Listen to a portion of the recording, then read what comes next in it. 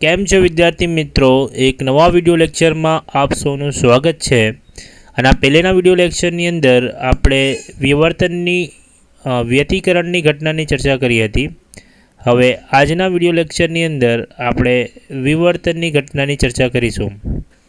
તો વિવર્તન એટલે કે ઇંગ્લિશમાં કહેવામાં આવે છે ડિફ્રેક્શન। તો ડિફ્રેક્શન એટલે શું?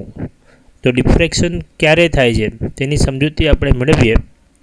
तो एक लाइन में हूँ तमने डिफ्रेक्शन की जो व्याख्या आपूँ तो प्रकाशना मार्ग में आवता अड़चनना धारनी दिशा में प्रकाशना वाका वळवानी घटना ने विवर्तन कहे छे। ख्याल आवे छे तमने कि जो एक समझो आ अड़चण है, बराबर है, आ शू है? अड़चण है अने प्रकाश कंईक आ दिशा में आवी रह्यो छे अने ज्यारे प्रकाश अड़चणनी धार पासे आवे छे तो अड़चणनी धारना दिशा में जो प्रकाश आ रीते वांकू वळतुं होय तो आ जे घटना बने छे एने आपणे विवर्तन तरीके ओळखीए छीए। बधा विद्यार्थीओने विवर्तननी समज मळी गई हशे। विवर्तन कोने कहेवामां आवे छे? हवे विवर्तननी अंदर आपणे बे मुख्य सवालोनी चर्चा करवानी छे जे एक्जाममां पूछाय छे। एक तो एक स्लिटनी घटनामां पर પડદા पर विवर्तननी जे बातो मळे छे આપણે विवर्तननी अंदर एक स्लिटनो उपयोग करवाना छे। तो ज्यारे एक स्लिटनो આપણે प्रयोग करीए छे त्यारे जे પડદાની ઉપર, बराबर छे, जे सलाखाओ मळे छे तेनी तीव्रता केवा प्रकारनी होय छे, बराबर छे, एनी આપણે પહેલા ક્વેશ્ચનની અંદર चर्चा करवाना छे, बराबर छे। बीजा क्वेश्चनની અંદર આપણે चर्चा करवाना छे કે विवर्तननी घटनामां न्यूनतम અને મહત્તમનું કારણ શું છે કે अमुक जग्याए महत्तम प्रकाशीय सलाखा आ रीते जोवा मळे छे अने अमुक जग्याए डार्क आ प्रकारनी डार्क सलाखा जोवा मळे छे अने बीजी बाजू महत्तम प्रकाशीय सलाखाओ जोवा मळे छे। आ प्रकारनी जे सलाखाओ जोवा मळे छे एना पछाडीनुं शुं कारण छे तेनी पण आपणे चर्चा करीशुं, बराबर छे। अने बीजी वस्तु अहींया वच्चे जे छे मध्यस्थ अधिकतम मळे छे। ए मध्यस्थ अधिकतम केम मळे छे एटले मध्यस्थ वधारे पड़ती वधारे प्रकाशित सलाखा अहींया केम मळे छे અને તેની જાડાઈ કેટલી હોય છે તેનું સૂત્ર પણ આપણે જોઈશું। તો આ બે સવાલ ખૂબ જ મહત્વના છે, તો એને આપણે સમજીશું એનિમેશન દ્વારા, બરાબર છે। તો ધ્યાન આપજો। ચલો આપણે શરૂઆત કરીએ હવે વિવર્તનની ઘટનાનો સમજવાનો। ધ્યાન આપજો। ચલો હવે આપણે ડિફ્રેક્શન કેવી રીતે થાય છે તે વસ્તુ જોઈએ। તો તમને ડિફ્રેક્શનની શરૂઆત કરતાં પહેલાં હું એક એક્ઝામ્પલ આપું કે જો તમે એક રૂમમાં બેઠા હોય અને એના પછાડીના જે રૂમ છે ત્યાં એક મ્યુઝિક સિસ્ટમ આવેલું હોય, બરાબર છે, અને આ મ્યુઝિક સિસ્ટમ એ તમારા કાનમાં તમે એને સાંભળી શકો છો, બરાબર। ભલે તમે એના સામે નથી બેઠા તો પણ એનો મતલબ એવો થાય કે આ મ્યુઝિક સિસ્ટમમાંથી નીકળતા ધ્વનિના તરંગો એ વાંકા વળે છે અને એ વ્યક્તિના કાનમાં જાય છે। જેવી રીતે એ આ રસ્તામાં આવે છે ને જે બંને વચ્ચે જે ગેપ હોય છે એ ગેપની ધારની દિશામાં જે ધ્વનિના તરંગો છે વાંકા વળે છે। આ જે વાંકા વળવાની ઘટનાને આપણે ડિફ્રેક્શન અથવા વિવર્તન તરીકે ઓળખીએ છીએ, બરાબર, કે આ રીતે ધ્વનિના તરંગો નીકળે છે અને જ્યારે અડચણ આવે છે ત્યાં હાઇગન્સના પ્રિન્સિપલ પ્રમાણે એ દરેક બિંદુ અહીંયા રહેલા એક નવા તરંગનું ઉત્પન્ન કરે છે અને આ રીતે અહીંથી તરંગ આગળ ફેલાય છે, બરાબર। બીજી વસ્તુ, જો આ તરંગ લંબાઈ આપણે જેટલી વધારે રાખીએ, બરાબર છે, તરંગ લંબાઈ આપણે જેટલી વધારે રાખીએ તેટલું એ તરંગ વધારે બેન્ડ થશે। તેમજ આ જે જાડાઈ છે અડચણની, જો એને આપણે જેટલી ઓછી રાખીએ એટલું વિવર્તન વધારે થશે। જો જાડાઈ વધારીશું તો જે વાંકા વળવાની જે ઘટના છે તે ઓછી બનશે। અને હવે આપણે બીજું એક ઉદાહરણ સમજીએ કે એક લાઇટ છે। હવે મ્યુઝિક સિસ્ટમની જગ્યાએ આપણે શું લીધેલું છે? લાઇટ। જ્યારે લાઇટના પ્રકાશના કિરણો આ રીતે આપાત થાય છે ત્યારે તમે જોઈ શકો છો કે એ વ્યક્તિના પ્રકાશ અહીંયા આમ વાંકો વળીને આ વ્યક્તિ સુધી પહોંચતો નથી, વ્યક્તિ સુધી એ પ્રકાશ પહોંચતો નથી। ખ્યાલ આવે છે તમને? તો જે પ્રકાશ છે તે સીધો આમ નીકળી જાય છે, બરાબર છે। એટલે પ્રકાશ જે છે તે ઘણો ઓછો વાંકો વળે છે ધ્વનિ તરંગના સરખામણીમાં. અને જ્યારે પ્રકાશ આ રીતે નીકળે છે તો એ સામેની સપાટી પર પ્રકાશિત વિભાગ બતાવે છે, અને આ જે પછાડીનો જે ભાગ છે એ બધો આ ભાગ એ ડાર્ક બની જાય છે. એટલે આપણે કહી શકીએ કે પ્રકાશના કિરણનું વિવર્તન એટલે કે ડિફ્રેક્શન ઓછું થાય છે ધ્વનિના તરંગના સરખામણીમાં. અહીં સુધી તમને ખ્યાલ આવે છે? એવું કેમ થાય છે? કેમ કે ધ્વનિના તરંગનું તરંગ લંબાઈ એ વધારે હોય છે પ્રકાશના તરંગ લંબાઈ કરતાં. તો જે વસ્તુની જે તરંગની તરંગ લંબાઈ ઓછી હોય તેનું વિવર્તન પણ કેવું થાય? ઓછું. અને બીજી એક વસ્તુ કે જે આ અડચણ છે એ અડચણનું અંતર જો આપણે ઘટાડીશું, અડચણનું અંતર જો આપણે ઘટાડીશું તો પણ વિવર્તન વધતું જશે. જો હવે આપણે જોઈએ શું થાય છે.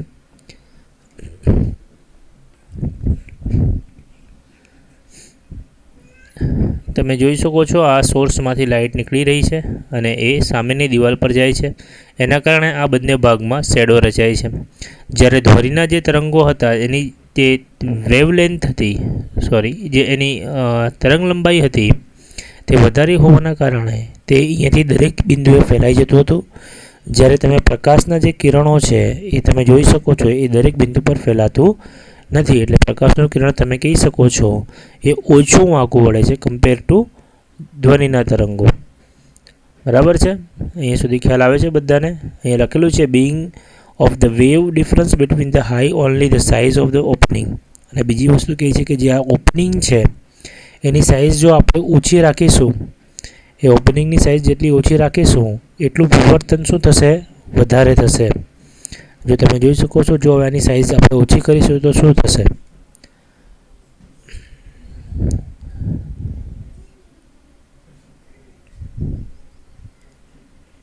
જો ધ્યાનથી, જો આ જે ઓપનિંગ છે એની સાઇઝ આપણે જેમ ઓછી કરીએ છીએ તે આ વિભાગની અંદર એ તરંગો છે તે ફેલાઈ જાય છે. જે એ સીધા સીધા નીકળતા હતા હવે શું થાય છે? એ વાંકા વળીને આ વ્યક્તિ સુધી પહોંચે છે. એટલે ઓપનિંગ જેટલું આપણે પતલું રાખીશું, બરાબર છે? ઓપનિંગ જેટલું આપણે શું કરીશું? પતલું રાખીશું એટલું જ પ્રકાશનું કિરણ વધારે વિવર્તન પામશે. હવે આપણે સિંગલ સ્લિટ એક્સપેરિમેન્ટનો અભ્યાસ કરીશું કે સિંગલ સ્લિટના કારણે ડિફ્રેક્શન કઈ રીતે થાય છે તેનો આપણે અભ્યાસ કરીશું. તો એની રચના જે છે એમાં કઈ રીતે વસ્તુઓને ગોઠવવામાં આવે છે સૌથી પહેલાં તે જોઈશું. ત્યારબાદ એમાં કઈ રીતે ડિફ્રેક્શન થાય છે તેનો પણ આપણે અભ્યાસ કરીશું.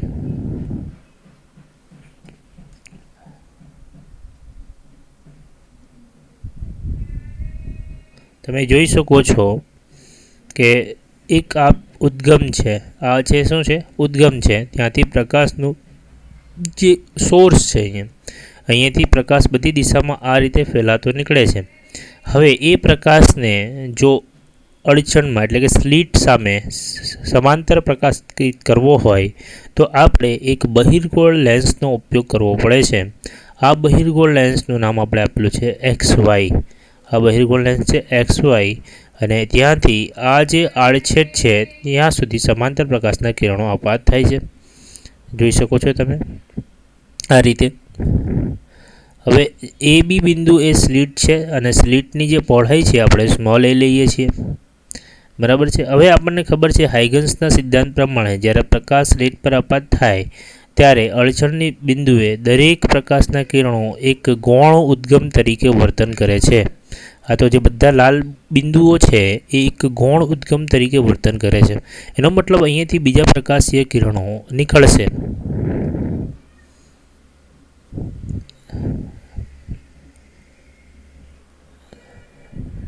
જો દેખાય છે તમને આ રીતે બધા પ્રકાશીય કિરણો ગૌણ ઉદ્ગમ તરીકે નીકળે છે. બરાબર ને? એ બધા પ્રકાશીઓ અમુક સહાયક અને વિનાશક વ્યતિકરણ રચીને એ પડદા પર ભેગા થશે. હવે એ જ્યારે એને પડદા પર કેન્દ્રિત કરવા માટે આપણે એક બીજો લેન્સ લગાવવામાં આવેલો છે AL. કેમ કે બધા પ્રકાશીય કિરણો આમ તેમ ગમે તેમ થશે. હવે એને જો સ્ટ્રેટ પડદા એટલે અહીંયાથી બધા સ્ટ્રેટ નીકળશે પ્રકાશીય કિરણો, અને જો એને બધાને પડદા પર એક બિંદુએ કેન્દ્રિત કરવા હોય તો અહીંયાથી આ પ્રકાશના કિરણો, અહીંયાથી આ પ્રકાશના કિરણો, એ બંનેને શું કરશે? આ લેન્સ પડદા પર કોઈ એક બિંદુએ કેન્દ્રિત કરીને આપણને સલાખાઓ બતાવશે. તમે જોઈ શકો છો હવે આવી રીતે અહીંયા બે નમૂના સ્વરૂપે પ્રકાશના કિરણો બતાવવામાં આવેલા છે.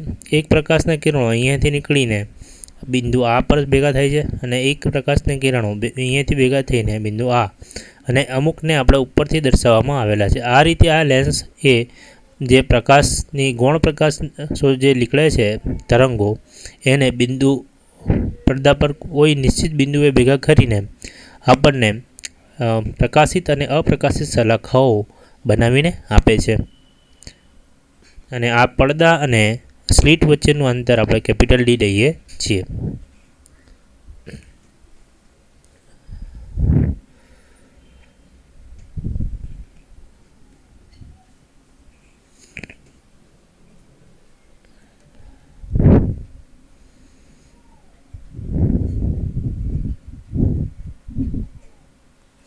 ચલો હવે આપણે અહીંયા સુધી સમજી ગયા છે. હવે આપણે જે એના મધ્યબિંદુથી સીથી ઓ પર એક લંબ દોરીશું અને એથી નીકળતું એક તરંગ અને બીથી નીકળતું એક તરંગ બિંદુ ઓ પર આ રીતે ભેગું થાય છે. તમે જોઈ શકો છો કે એથી લઈને ઓ સીધુંનું અંતર અને બીથી લઈને ઓ સીધુંનું જે અંતર છે તે સમાન છે. તેથી આ બે તરંગો વચ્ચેનો પદ તફાવત આપણને શૂન્ય મળે છે. તેથી બિંદુ ઓ પર એક મધ્યસ્થ અધિકતમનું નિર્માણ થશે. એટલે બિંદુ ઓ પર સૌથી વધારે પ્રકાશિત સલાખા તમને જોવા મળશે.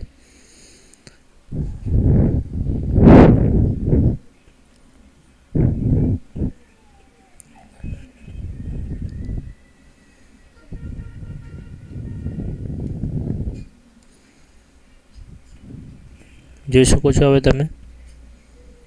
હવે એક બીજું બિંદુ આપણે સ્વીકારવાનું છે જ્યાંથી એથી એક કિરણ નીકળે છે, તમે દેખાય છે, અને બીથી એક કિરણ નીકળે છે. તો બિંદુ પી પર જ્યારે એ બધા ભેગા થાય છે ત્યારે તેમની વચ્ચે પાથ ડિફરન્સ છે. પાથ ડિફરન્સનો મતલબ આ તરંગ અહીંયાથી આ રીતે પહોંચે છે અને આ તરંગ અહીંયાથી આમ પહોંચે છે.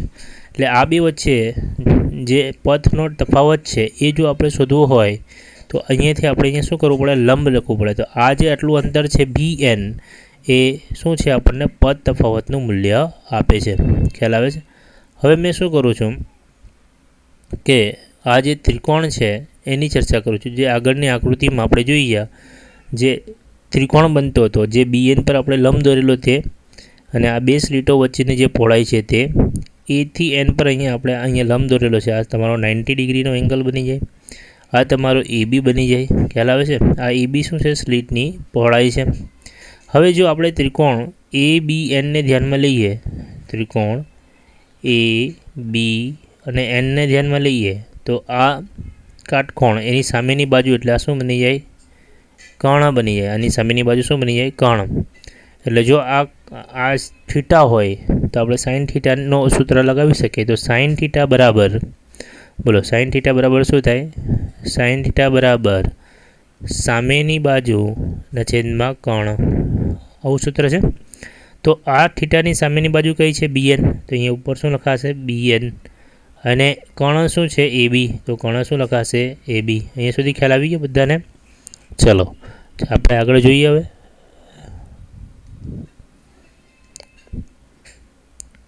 અને બીજી એક વસ્તુ આપણને ખબર છે કે ABની કિંમત આપણને શું આપેલી છે? Small a. તો ABની જગ્યાએ આપણે શું લખી દઈએ? Small a.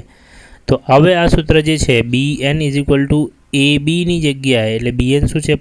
પદ તફાવત છે. તો એ શું લખાશે? ABના છેદમાં, તમે લખી શકો છો. હવે જો આવી રીતે AB એ આપણે જોયું, એટલે પદ તફાવત શું થઈ જશે? પદ તફાવત એ સાઇન થીટા. આ સૂત્ર કેવી રીતે મળ્યું? જો ધ્યાનથી જોજો. આ તો તમને ખબર પડી કે આપણે ત્રિકોણનો ઉપયોગ કરીને મેળવ્યું. પછી આનામાંથી BNને કરતા બનાવી લીધું, અને આ ABની જે કિંમત છે આપણને અહીંયાથી મૂકી દીધી A. બરાબર? આ તો સાઇન થીટા છે જ, તો અહીંયા પછાડી સાઇન થીટા, અને BN શું છે? એ પદ તફાવત છે. તો શું લખાય અહીંયા? પદ તફાવત. ખ્યાલ આવી ગયો અહીંયા સુધી? તો જો પદ તફાવતનું સૂત્ર તમને ખાલી મેળવવા કહે તો તમારે અહીંયા સુધી સૂત્ર મેળવવાનું રહેશે. બરાબર છે। હવે આગળ આપણે જોઈએ તો જેના વિવિધ કિસ્સાઓની ચર્ચા કરીશું અને એનાથી સમજીશું કે પડદાની ઉપર અમુક પ્રકાશિત અને અપ્રકાશિત સલાખાઓ કેમ જોવા મળે છે। તો ચલો ચર્ચા કરીએ આપણે કિસ્સાઓની। હવે પહેલો કેસ અમને એમ કહે છે કે જો પદ તફાવત બંને વેવની વચ્ચે લેમડા હોય, શું કહે છે, જે આ પદ તફાવત bn છે એની વેલ્યુ આપણે શું લઈ લેવાની છે, લેમડા। ખ્યાલ આવે છે? તો જો તમે પદ તફાવત લેમડા લેશો તો સ્લિટ પર આવતા પ્રકાશો બે વિભાગમાં વિભાજિત થઈ જશે, એક λ/2 અને બીજો છે એ λ/2, એટલે ઇક્વલ ડિવાઈડ થશે। બરાબર છે? અહીંયા જે આટલો ભાગ છે એને આપણે λ/2 લેવાનો છે અને આ જે બીજો ભાગ છે એને પણ આપણે λ/2 લેવાનો છે। બરાબર? હવે આ λ/2 અને λ/2 ભેગા થઈને જે બિંદુ P પર વિનાશક વ્યતિકરણ રચે છે, એટલે ત્યાં આપણને minimum intensity first secondary minimum મળે છે। એટલે પ્રથમ ડાર્ક જે લાઇન છે ઇન્ટેન્સિટીવાળી એ બિંદુ P પર આપણને મળે છે। એ સુધી ખ્યાલ આવ્યો? ખબર પડે છે કે આપણને શું કહે છે કે જો અહીંયાથી આટલો ભાગ λ/2 છે અને આટલો ભાગ λ/2, તો આ બંનેઓ એકબીજાથી વિરુદ્ધ છે, તો અહીંયા બંને ભેગા થઈને શું રચે છે, વિનાશક વ્યતિકરણ। એટલે આ જે ભાગ છે તે ડાર્ક ઇન્ટેન્સિટીવાળો, એટલે કે અપ્રકાશિત પ્રથમ અપ્રકાશિત સલાખાઓ તમને અહીંયા જોવા મળે છે। ખ્યાલ આવે છે? જો તમે આ જે પદ તફાવત લેમડાની જગ્યાએ 2 લેમડા લેશો, શું લેશો, 2 લેમડા, તો λ/2 λ/2 λ/2 λ/2 એવા 4 ભાગ પડશે, 1 2 3 ને 4, અને પછી આ બે જે છે આ બે તરંગો જે ભેગા થઈને એક વિનાશક વ્યતિકરણ એટલે અપ્રકાશિત બનાવશે, આ બે ભેગા થઈને અપ્રકાશિત બનાવશે, એટલે ફાઇનલી તમને શું મળશે, અપ્રકાશિત સલાખા જોવા મળશે। એવી રીતે તમે 3 લેમડા માટે બી વિચારી શકો, 4 લેમડા માટે બી વિચારી શકો। એનો મતલબ એવો થાય કે જો n લેમડા પદ તફાવત હોય, પદ તફાવત કેટલો હોય, પદ તફાવત કેટલો હોય, n લેમડા, બરાબર, તો આપણને શું મળે, હંમેશા ડાર્ક પ્રકાશિત સલાખા પર, એટલે કે અપ્રકાશિત સલાખા આપણને પડદા પર જોવા મળે છે। તો પદ તફાવતનું સૂત્ર આપણને શું મળેલું, a sin θ = n લેમડા, આવી રીતે આપણે લખી શકીએ છીએ। આગળ તમે જોઈ શકો છો। ચલો હવે આપણે જોઈએ આગળ।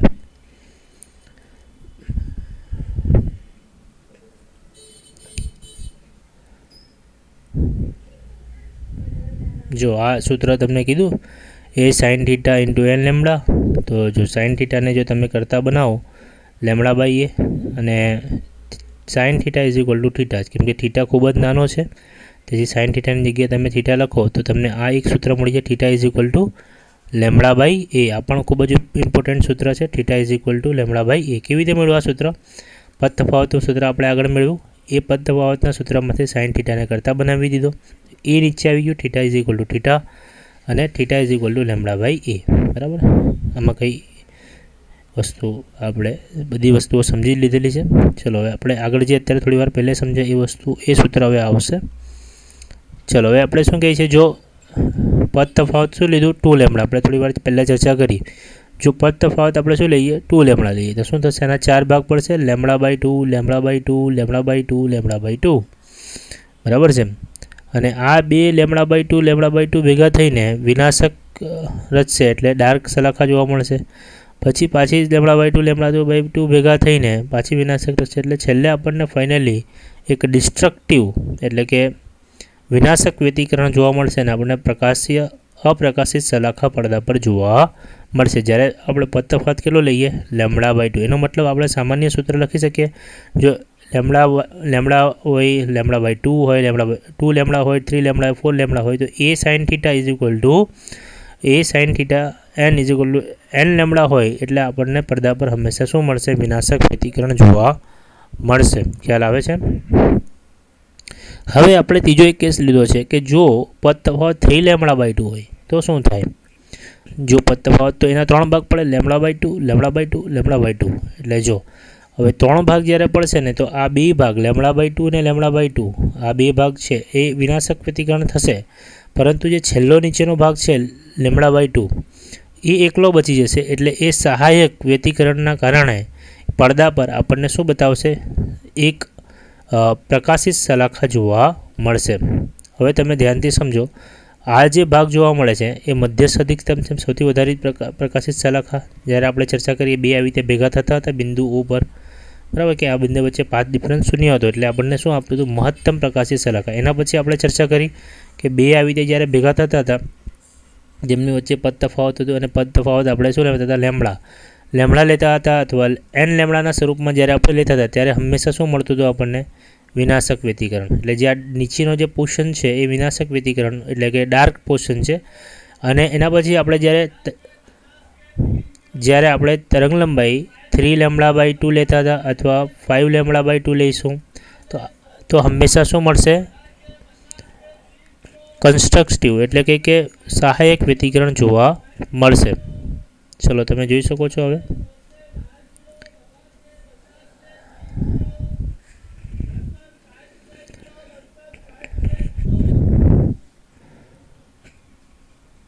બરાબર છે. એટલે તમે હવે જો 5λ/2 લો, 3λ/2 લો તો હંમેશા મેક્સિમા એટલે કે પ્રકાશિત સલાખાઓ જોવા મળે છે. તમે અહીંયા જોઈ શકો છો 3λ/2 પર પહેલી પ્રકાશિત સલાખા મળી, બીજી પ્રકાશિત સલાખા 5λ/2. તો સામાન્ય સૂત્ર તમે લખી શકો કે શું લખી શકો? A sin θ into n. શું લખી શકો છો? A sin θ into n 2n + 1λ/2 હોય એનો મતલબ શું? n ની કિંમત તમે જો 1 મૂકો તો શું મળશે તમને? 3λ/2 મળશે. n ની કિંમત જો તમે 2 મૂકો તો તમને શું મળશે? 5λ/2 મળશે. જો n ની કિંમત તમે 3 મૂકો તો શું મળશે? 7λ/2 મળશે. બરાબર. તો આવી રીતે જે તમે આ સૂત્રમાં જો કિંમત મૂકતા જાઓ તો પ્રથમ પ્રકાશિત સલાખા, દ્વિતીય પ્રકાશિત સલાખા, તૃતીય પ્રકાશિત સલાખા તમને મળતી જશે. બરાબર. અને એ જ રીતે વિનાશકમાં શું હતું? n lambda. જો પદ તફાવત શું હતું? n lambda. તો આપણે હંમેશા અપ્રકાશિત સલાખાઓ મળશે. તો આ જે સૂત્ર છે અપ્રકાશિત સલાખા માટેનું છે, અને આ જે સૂત્ર છે પ્રકાશિત સલાખા માટેનું છે. હવે તમે ખૂબ જ સારી રીતે સમજી ગયા હશો. ચલો હવે આપણે આગળ જોઈએ. તો ધ્યાન આપજો, થિયરી ખૂબ જ ઇમ્પોર્ટન્ટ છે અને સમજવી ખૂબ જ જરૂરી છે. જો હવે આ જે પ્રકાશિત અને અપ્રકાશિત સલાખામાં એ મધ્યસ્થ જે અધિકતમ મળતી હતી આપણને, એની જે જાડાઈ છે, એની જાડાઈ કેવી રીતે મળશે? એની જાડાઈ જો તમને ફર્સ્ટ સેકન્ડરી મિનિમમ એટલે કે પહેલી લઘુત્તમ પ્રકાશિત સલાખા અને બીજી લઘુત્તમ પ્રકાશિત સલાખાઓ વચ્ચેનું જે અંતર મળે છે એને આપણે સેન્ટ્રલ મેક્સિમા એટલે મધ્યસ્થ અધિકતમ કહીએ છીએ. એના માટેનું સૂત્ર યાદ રાખજો, ખૂબ જ IMP સૂત્ર છે. બોર્ડની એક્ઝામમાં, નીટની એક્ઝામમાં, JEEની એક્ઝામમાં બધી જ કામ લાગશે. કે જો તમને આની જાડાઈ પૂછવામાં આવે, કેવી જાડાઈ? લિનિયર એટલે કે રેખીય. જો તમને રેખીય જાડાઈ પૂછવામાં આવે તો સૂત્ર આવે એનું W = 2D capital D into લેમડાના છેદમાં A. બરાબર. W = 2D લેમડાના છેદમાં A. આ સૂત્રના પ્રમાણે તમે આ જે વચ્ચેની જે જાડાઈ છે મધ્યસ્થ અધિકતમની જાડાઈ તમે શોધી શકો છો. આ શું છે? D. એ શું છે? પડદા અને સ્લિટ વચ્ચેનું જે અંતર છે તે D છે. લેમડા જે તમે પદ તફાવત એટલે આપો છો એટલે એની જે વેવલેન્થ છે એટલે કે તરંગ લંબાઈ છે. અને એ જે છે તે સ્લિટ, જે આપણે સ્લિટનો ઉપયોગ કરેલો એ સ્લિટની પહોળાઈ છે. બરાબર. આ સૂત્રમાં તમને 2D/A ઇન્ટુ લેમડા આ સૂત્ર ખાસ યાદ રાખવાનું છે તમારે. બરાબર છે. હવે એનું જે કોણીય પહોળાઈ છે એનું પણ એક સૂત્ર આપવામાં આવેલું છે, એ પણ આપણે જોઈ લઈએ. કે જો આ તો રેખીય પહોળાઈનું છે, જો કોણીય પહોળાઈનું સૂત્ર આપવામાં આવે તો તમારે યાદ રાખવાનું છે 2λ/A. પહેલામાં અને આનામાં શું ફરક છે? એમાં D ઉપર છે, આમાં D ઉપર નથી. તો 2D λ/A કહી તો રેખીય પહોળાઈ, એટલે 2λ/A કહી તો શું થઈ જાય? એ કોણીય પહોળાઈ. ને એ હંમેશા કોનામાં હોય છે? રેડિયનમાં હોય છે. બરાબર છે. ખ્યાલ આવી ગયો? સમજ પડે છે? હવે આ જે છે વસ્તુ તે તમને સાઇન ગ્રાફના પ્રમાણે આ બતાવેલું છે, એટલું ઇમ્પોર્ટન્ટ નથી થિયરી માટે. બરાબર છે. હવે આપણે અહીંયા આ થિયરીની જોઈ લીધી છે. હવે લખવાની કેવી રીતે છે થિયરી તે તમને બતાવી દઉં. તમે જોઈ શકો છો કે વિવર્તનનો અર્થ સ્પષ્ટ કરો તો પૂછવામાં આવે તો આટલી વસ્તુ છે, અને ઉદાહરણ સાથે તમારે સમજાવવાનું છે. અને બીજી જે ક્વેશ્ચન હતો તે એક સ્લિટ થતા વિવર્તનની સમજૂતી આપો અને પડદા પર મળતી તીવ્રતાની વહેંચણી સમજો. હવે આ બધી વસ્તુઓ તમને ખબર પડી જશે જ્યારે તમે જાતે વાંચશો. બરાબર છે. એના પછી એ જ ક્વેશ્ચન છે, તમને અહીંયા સુધી લખવાનો છે. અને બીજો જે ક્વેશ્ચન છે, વિવર્તનની ઘટના માટે ન્યૂનતમ અને મહત્તમનું કોના કારણે મળે છે તે પણ આપણે ચર્ચા કરેલી છે. મહત્તમ ક્યારે મળે, ન્યૂનતમ ક્યારે મળે, એની શરતો પણ આપણે જોઈ છે. બરાબર છે. અને એના પછી આપણે આ ગ્રાફ પણ જોયો છે. તો આ બધી વિગતો અહીં તમારી પૂરી થાય છે એક રીતના વિવર્તન. હવે એના પછી એક નાની થિયરી બચી છે કે જેની અંદર આપણે કિરણ પ્રકાશ શાસ્ત્ર કેટલે સુધી લાગુ પાડી શકાય છે તે, એટલે કે ફ્રેનલ ડિસ્ટન્સ આપણે જોઈશું નેક્સ્ટ વિડીયો લેક્ચરમાં. મળીએ હવે નેક્સ્ટ વિડીયો લેક્ચરમાં. ધન્યવાદ.